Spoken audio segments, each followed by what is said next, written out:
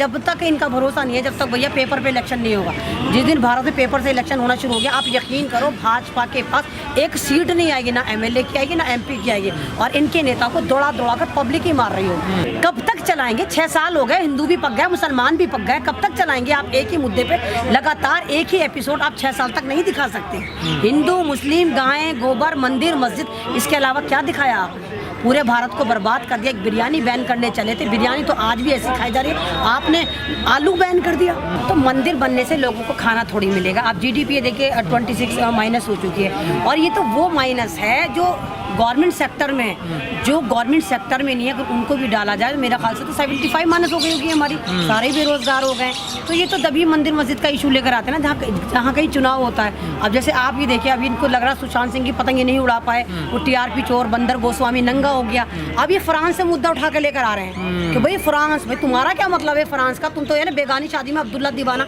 मैं शुरू से कह रही हूँ व्हाट्सएप एजेंडा से पढ़े में जाहिर है बीजेपी पार्टी तो फ्रांस का इशू लेकर आ रहे हैं। तो स्मृति ईरानी की बात पर, गधे की लात पे यकीन कौन करता है? वही तो स्मृति ईरानी जो कह रही थी कि हमने लॉकडाउन में भारत की पब्लिक को यानी 360 करोड़ लोगों को खाना खिलाया था। ये जाहिर से पूछो भारत की पॉपुलेशन कितनी है? मात्र 137 करोड़। इसने तो लॉकडाउन में 350 करोड़ को खाना खिलाया था। तो इसकी बात का और गधे की लात का बिल्कुल भी यकीन मत करें। इन्होंने 6 लोगों को भी नौकरी नहीं दी होगी, 60 लाख को बेरोजगार जरूर करा होगा, लेकिन रोजगार नहीं दिया होगा।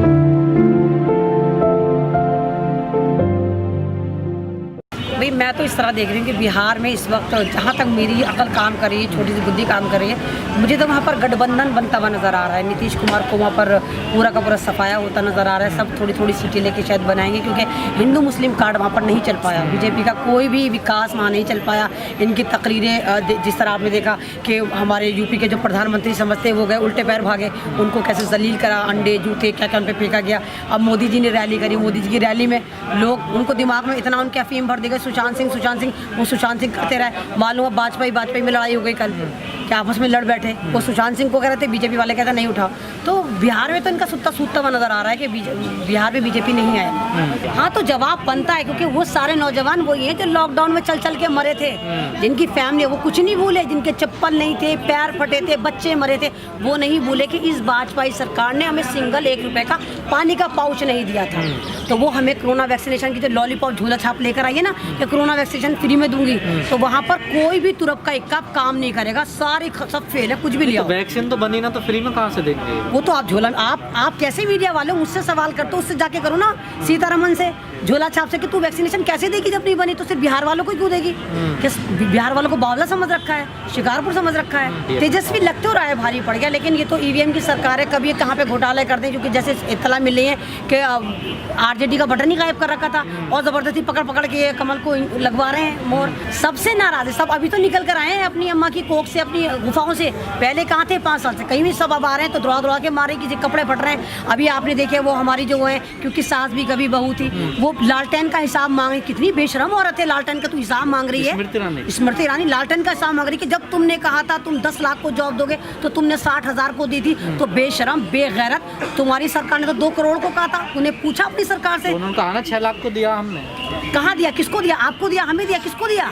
तो ये बेगैरतों की सरकार है, हिसाब मांगती है उनका जिन्होंने थोड़ी बहुत जॉब तो दी। तुमने क्या दिया था? तुमने तो मेरा ख्याल से 40-45 करोड़ को बेरोजगार कर दिया। तो ये बेशर्मों की सरकार है, इनसे कुछ उम्मीद मत करिए।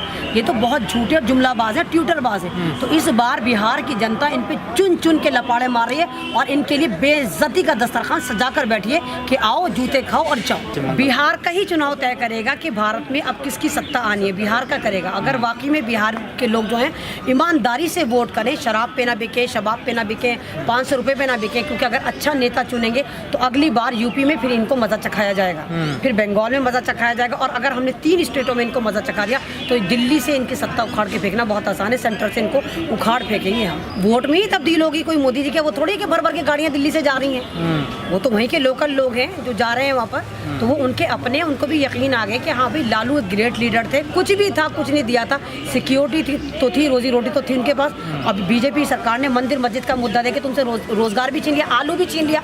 आलू को उसने सेब बना दिया, लहसन को उसने किशमिश बना दिया, आटे को उसने कहाँ से कहाँ पहुँचा दिया, तो तुम्हारी से तो रोटी भी छीन ली। तो अब ये वाले बिहार वासी समझ चुके हैं, और जो नहीं समझे वो और समझ जाए। अब यूपी वालों तुम सुधर जाओ। नीतीश तो गद्दार है, एहसान फरामोश है। नीतीश ने तो लालू के साथ ही तो सरकार बनाई थी, बाद में बीजेपी में कूद गया।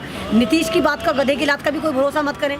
नीतीश तो इतना सताई लीडर है, उसको तो ये तमीज़ नहीं है कि वो स्पीच दे रहा है इस साल की, मतलब इस इलेक्शन में सबसे घटिया स्पीच उसने दी है। वो लालू को कह रहा है कि 9 बच्चे पैदा कर लिए, लड़कियां पैदा कर ली, लड़के, तमीज़ है कि बोल क्या रहा है, यानी तू लड़कियों को बुरा कह रहा है। इतना पर्सनली जाकर तुम बात कर रहे हो किसी पे, तो तुम्हारी काबिलियत यहीं से जाहिर हो जाती है तुम कितने काबिल हो, कि तुम किसी की औलाद को, किसी की लड़कियों को टैग कर रहे हो, तो कितने काबिल तुम नेता हो, तुम जीरो हो। मतलब बौखला रहे हैं नेता। बौखला, बावले हो गए, बहरान का शिकार हो गए। जैसे सरसाम नहीं होता, इन सारे बीजेपी वालों को सरसाम हो गया, ये बावले हो गए। 5 साल ही तो बर्दाश्त करेंगे, 5 साल ही तो आप पावर में रहते हैं। सारी जिंदगी थोड़ी आपको खुदा बना के हम अपने सरों में बिठाएंगे, 5 साल, तो 5 साल बाद आपको भी ऐसी लात मारेंगे जैसे नीतीश को मार रही है वहाँ की पब्लिक। वो है आरजेडी का, मैंने सुना बटन गायब था, जबरदस्ती पुलिस वाले पकड़ पकड़ के कमल दबा रहे थे। तो उसके लिए एक तहरीक अलग चलानी चाहिए कि हमें ईवीएम पे चुनाव नहीं करवाना, हमें बैलेट पेपर पे कराना है। और जिस दिन हमने बैलेट पेपर से करवा दिया तो ना तो बीजेपी का कोई काउंसलर बनेगा, ना कोई एमएलए आएगा, और एमपी तो बहुत दूर की बात है। तो आप सफाया हो जाएगा। मानते हैं कि बिहार में बीजेपी का सुपड़ा साफ है? बिल्कुल सुपड़ा साफ है। अगर ईमानदारी से वहाँ पर हुआ, ईवीएम में कोई घोटाला न हुआ, तो बिल्कुल सुपड़ा साफ है वहाँ। लेकिन सर्वे तो करा एनडीए की सरकार बनेगी। तो सर्वे आपने करा, मैंने करा। सर्वे करने वाले कौन है? तवाइफ मीडिया ही कर रहा होगा, इन्हीं के मुद्रे चल रहे होंगे। अंजना पंजना, झुमझुम बाबा, तिहाड़ी सिहाड़ी, नारी तारी, यही कर रहे होंगे ना। तो सर्वे भी इनका है, हमारा थोड़ी सर्वे। आप बताओ ना, आपका सर्वे क्या है? यूट्यूबर बताए ना अपना सर्वे, जिस पर हम यकीन भी करें।